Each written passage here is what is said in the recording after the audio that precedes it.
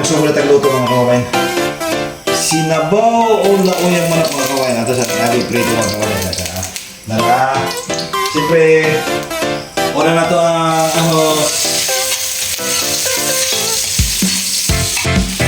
magtimpla gigudaan mga kawain.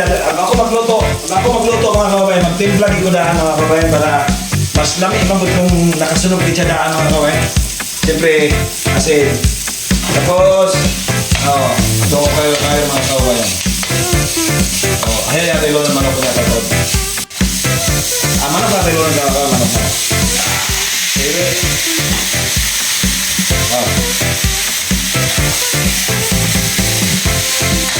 Ipasikarin natin din yung manok mga kawain. Para lami, kaya na isulok kaya siya mga kawain. Unya natin sa bawang tubig daw.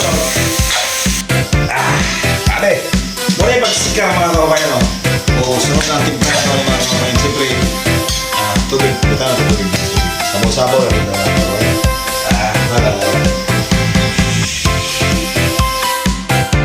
Ito na.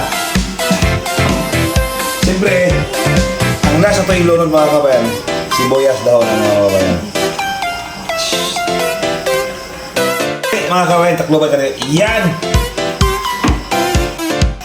Muna na yung mga kabayan, muna ito luto mga kabayan. Lauyang manok mga kabayan. Hindi, sakto-sakto lang sabaw mga kabayan.